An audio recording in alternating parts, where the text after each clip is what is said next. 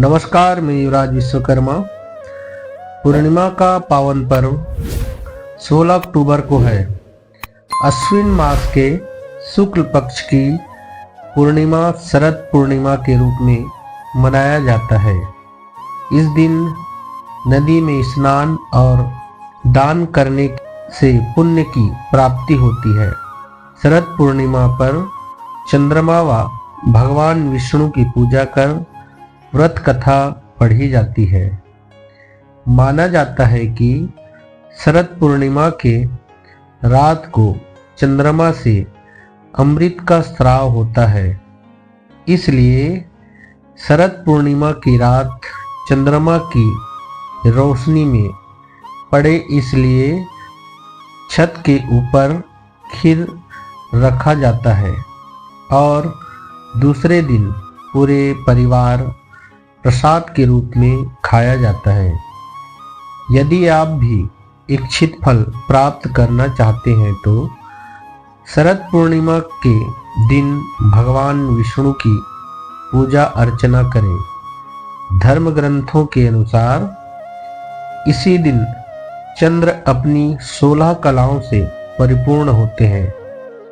इस मौके पर आइए जानते हैं क्या है पौराणिक एवं प्रचलित कथा। एक प्राचीन कथा के अनुसार एक समय की बात है, एक नगर में एक साहूकार निवास करता था। उसके 2 पुत्रियां थी। दोनों पुत्रियां पूर्णिमा का व्रत रखती थी, लेकिन बड़ी पुत्री पूरा व्रत करती थी, लेकिन छोटी पुत्री अधूरी व्रत करती थी। जब दोनों का विवाह हुआ तो बड़ी पुत्री ने विवाह के बाद भी अपनी आस्था के साथ उपासना जारी रखा। इस व्रत के फल स्वरूप उसे एक सुंदर और स्वस्थ संतान प्राप्त हुई। वहीं छोटी पुत्री को संतान प्राप्ति में कठिनाइयों का सामना करना पड़ा, जिससे वह बहुत चिंतित रहने लगी। इस समस्या के समाधान के लिए साहूकार की छोटी बेटी और उसके पति ने ब्राह्मणों को बुलाकर अपनी कुंडली दिखाई और जानना चाहा कि संतान प्राप्ति में समस्या का कारण क्या है। विद्वान पंडितों ने बताया कि उसने पूर्णिमा के व्रत सही तरीके से नहीं किया, इसलिए उसके साथ यह घटना घटित हो रही है। ब्राह्मणों ने व्रत की विधि समझाई। इसके बाद उसने विधि अनुसार व्रत किया। इस बार उसकी छोटी बेटी का बच्चा जन्म तो हुआ, लेकिन वह कुछ दिनों तक ही जीवित रही।